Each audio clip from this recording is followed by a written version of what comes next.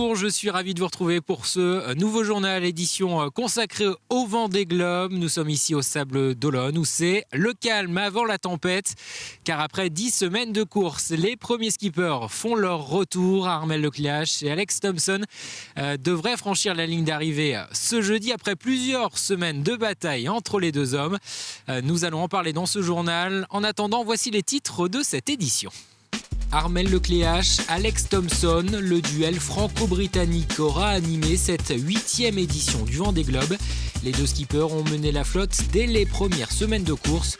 Retour sur cette bataille en mer au début de ce journal. Dans quelques heures, Armel Lecléache et Alex Thompson remonteront le chenal des Sables d'Olonne. Un retour toujours empli d'émotions et qui marque la vie d'un skipper. C'est ce que nous dira Raphaël Dinelli qui a bouclé 2 Vendée Globe. Et puis nous reviendrons sur cette 8e édition du Vendée Globe avec son directeur de course. Jacques Carès sera notre invité. Nous reviendrons notamment avec lui sur ses records qui ont été battus ces dernières semaines. Ils étaient 29 au départ le 6 novembre dernier. Un peu plus de 10 semaines plus tard, ils sont encore à 18 skippers en course. Et les plus rapides sont donc désormais à quelques milles de l'arrivée ici au Sable d'Olonne. Armel Lecléache et Alex Thompson devraient boucler dans quelques heures maintenant leur tour du monde en solitaire et sans escale. Avantage aux Français, sauf surprise, Armel Lecléache devrait être le 7e marin à remporter le Vendée Globe. Il fait la course en tête depuis près de 45 jours maintenant, mais cela n'a pas été toujours le cas ces dernières semaines et encore plus ces derniers jours. Armel Lecléache a dû batailler avec Alex Thompson. Retour sur ce duel franco-britannique avec Carl Laboureux et Elodie Pépin. Entre le gallois et le breton, la compétition n'aura jamais cessé durant ces quelques 73 jours de course. Et pourtant, le 6 novembre dernier, au départ des Sables d'Olonne, aucun des deux n'avait pris la tête de la flotte, du moins pas encore. Dès le lendemain, Armel Lecléache donne le ton. Au pointage de 5 heures, il emmène les monocoques direction le sud. Alex Thompson ne se laisse alors pas faire. Commence un véritable duel entre les deux hommes. Et le 12 novembre, le skipper Hugo Boss arrive à réellement s'imposer. Quelques jours plus tard, alors qu'il vient d'heurter un ovni et d'endommager son fol tribord, le Gallois passe le premier le cap de Bonne-Espérance. Ironie du sort, il vient de pulvériser l'ancien record qui était détenu par son poursuivant Armel Lecléache. Mais celui-ci n'a pas dit son dernier mot. Le mois de décembre commence plutôt bien pour le Breton qui revient à la charge et qui met une certaine pression à Alex Thompson. Les deux skippers sont au coude à coude et Armel ne tarde pas à creuser l'écart. Le 3 décembre, il prend alors la tête de la course et ne laissera plus jamais le Gallois le rattraper, s'offrant d'ailleurs un nouveau temps de référence. 23 décembre 2016 et le Cap Horn, juste là. En passant ce cap le 23 décembre, Armel Lecléache améliore d'un peu plus de 5 jours le temps de référence établi par François Gabard en 2012. On va boire un petit coup de champagne pour fêter le moment. Cette 8e édition aura donc été celle de tous les records et comme lors de la précédente, le Breton n'aura rien lâché.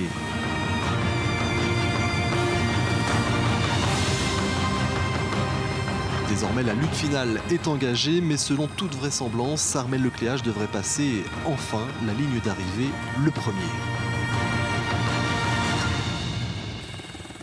Alors on l'a vu, une édition de tous les records. On va en parler avec le directeur de course du Vendée Globe, Jacques Carès. Bonjour. Bonjour, bonjour. Alors cette 8e édition, elle est encore une nouvelle fois très palpitante avec encore du suspense pratiquement jusqu'au bout. Si on peut déjà résumer cette édition en 2016 du Vendée Globe avec 2 mots, ce serait plutôt record et vitesse. C'est assez incroyable sur ce plan-là. Ah oui, c'est sûr que c'est une édition record, on va dire, en temps de référence. En tout cas, c'est des records qui ont été faits surtout dans la descente de l'Atlantique, là, au tout début. Et puis ensuite, dans l'océan Indien également. Pacifique, c'est très bien passé aussi pour les leaders. C'est la remontée de l'Atlantique qui a été beaucoup plus lente en moyenne.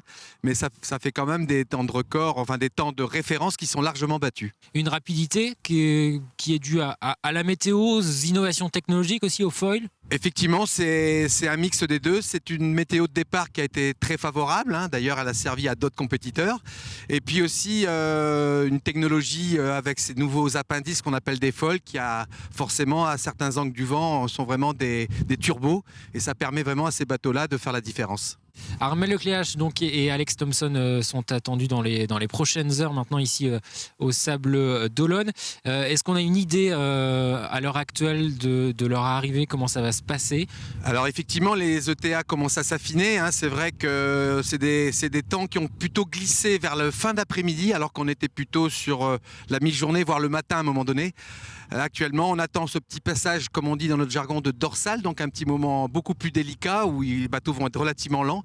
Et ensuite, ils vont revenir donc en bâbord à mur, le long des côtes bretonnes jusqu'à la Vendée. Et on peut imaginer les bateaux plutôt sur, on va dire, 17-18 heures jeudi soir. Pour le franchissement de ligne, et après la remontée du chenal, c'est à partir de 18 Alors la remontée heures. de chenal, du coup, peut s'opérer directement puisque la hauteur d'eau est suffisante à partir de 18 heures dans le chenal des Sables d'Olonne. Donc on peut avoir un bateau à quai à 19 heures. Alors, quelle que soit l'heure d'arrivée, le temps de référence de François Gabard établi il y a 4 ans sera battu. Et il y en avait un justement qui avait parié sur un Vendée Globe en 74 jours pour les plus rapides. Eh bien, c'est le double vainqueur de l'épreuve, Michel Desjoyaux. Et c'était sur notre plateau, sur le plateau de TV Vendée, en octobre dernier. Écoutez. J'avais déjà mis 82 jours de temps de course. Oui. De temps de parcours, pardon. 84 jours de temps de course, mais 82 jours de temps de parcours. J'étais reparti. Oui. J'étais parti avec tout le monde et reparti à nouveau 40 heures plus tard. Et le dernier mois, j'étais vraiment pas au régime maximum du bateau et de ma pomme.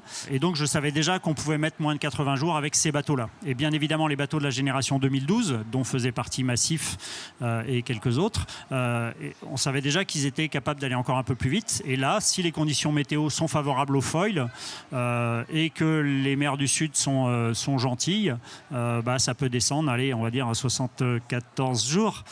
Michel Desjoyaux, donc, qui avait vu plutôt juste. En tout cas, pour les premiers, pour voir les autres skippers, il va falloir encore attendre un petit peu. Est-ce que d'ailleurs, on a une idée après des dates d'arrivée des autres skippers, Jacques Carès? Oui, on a des ETA, on va dire, approximatives, puisqu'il y a encore pas mal de distance. On peut imaginer le passage de Maître Coq qui sera le 3e. On va commencer peut-être par Hugo Boss qui lui arrivera probablement 3 à 4 heures derrière Armel Lecléache s'il n'y a pas de soucis techniques aussi, parce que ça peut aussi malheureusement venir dans les dernières heures. On ne lui souhaite pas. Et sinon après, Maître Coq est plutôt dans la soirée du dimanche, on va dire, voire début de nuit du dimanche à lundi. Et ensuite les arrivées vont s'étaler là et ensuite ça va s'étaler sur plusieurs semaines, sur une bonne semaine, puisqu'après on a Jean-Pierre Dick.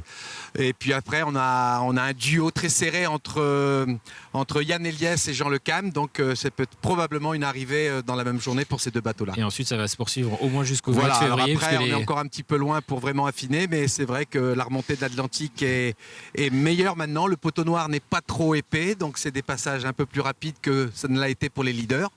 Donc ils ont un petit peu plus de facilité par derrière pour revenir récupérer du terrain. Merci beaucoup Jacques Carès d'avoir répondu à nos questions. Et avec l'arrivée des premiers skippers, les Sables d'Olonne se replongent dans l'ambiance du Vendée Globe. Il devrait, comme le jour du départ le 6 novembre dernier, y avoir ici le long du chenal des Sables d'Olonne des milliers de personnes pour accueillir Armel Lecléache et Alex Thompson. La remontée du chenal, c'est un passage mythique pour tous les skippers, comme par exemple Raphaël Dinelli. Il a participé à 4 Vendée Globe, il a vécu 2 remontées du chenal. Il s'est confié à notre équipe. Lui aussi a remonté le chenal des Sables d'Olonne, acclamé par des centaines de milliers de personnes. Lui aussi a ressenti cette euphorie et surtout cette adrénaline insufflée par le public après des semaines de solitude.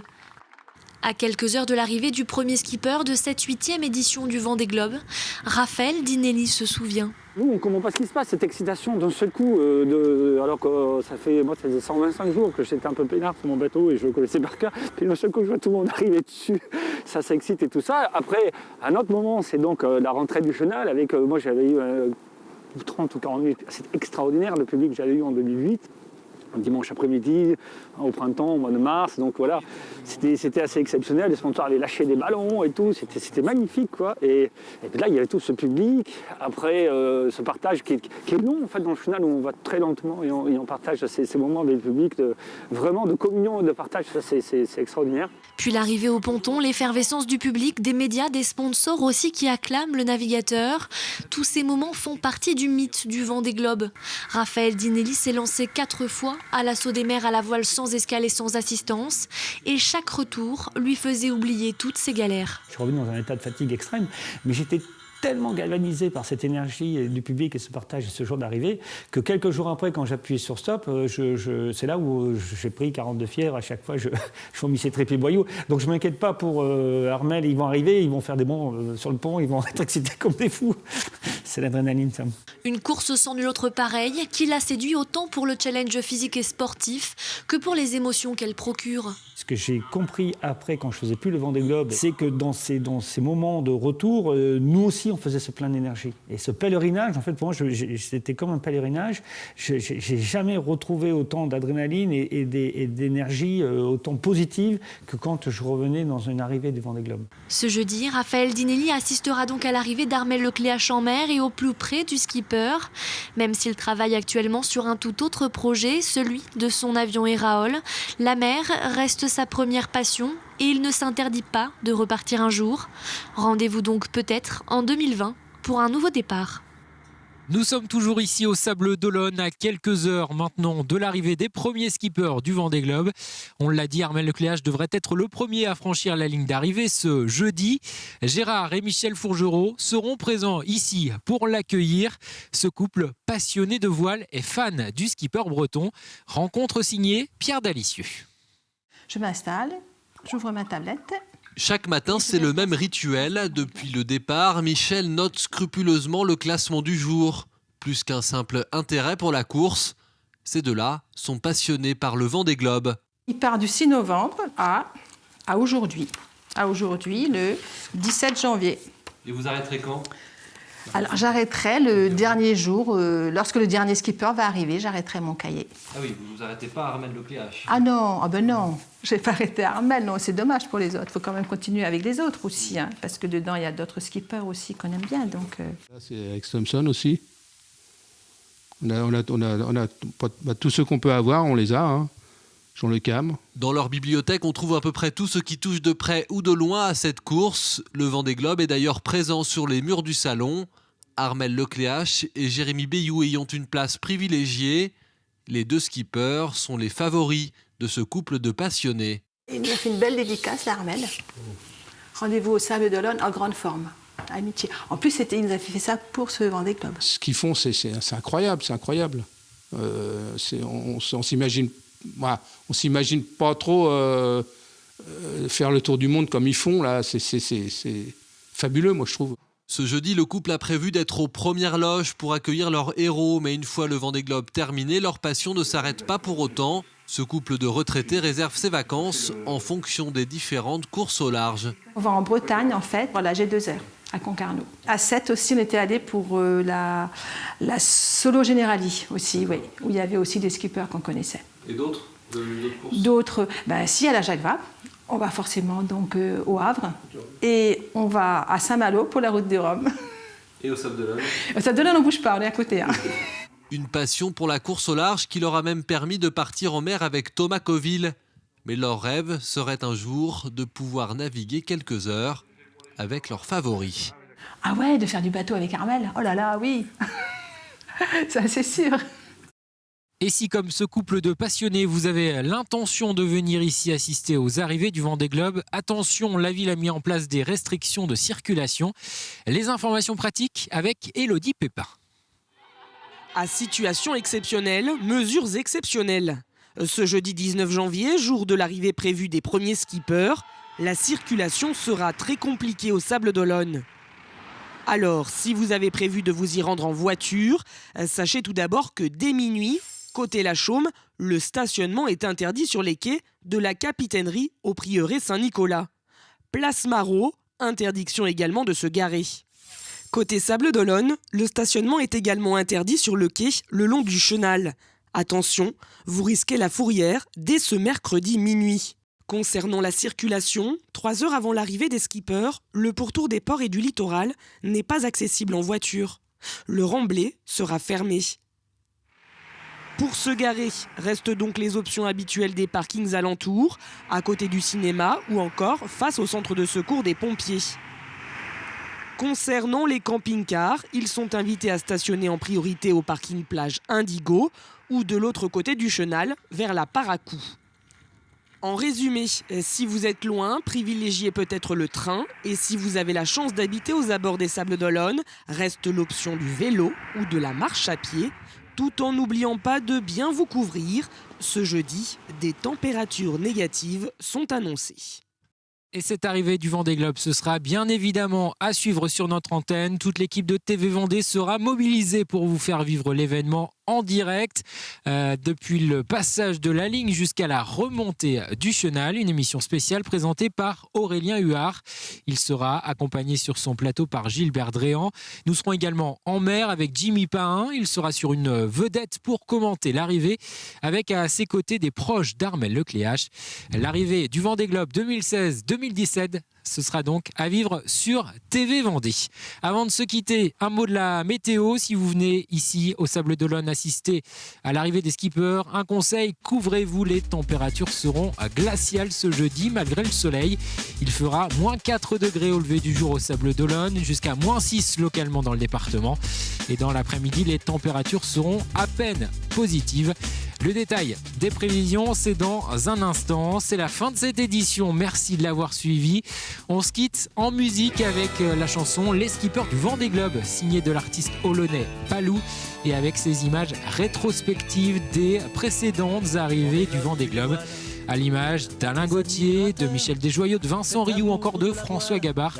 Armel Lecléache devrait donc, sauf surprise, être le premier à remonter ici le chenal des Sables d'Olonne. Skipper du Vendée Globe, au long de ton parcours. Skipper du Vendée Globe, jusqu'au dernier retour. Skipper du Vendée Globe, tu nous fais partager. Skipper du Vendée Globe, tu nous fais voyager. Et tu nous fais rêver. C'est à Port-Olona que les bateaux s'apprêtent, où pendant plusieurs mois les gestes se répètent. La foule sur les pontons se presse à chaque instant, avec admiration les parents, les enfants.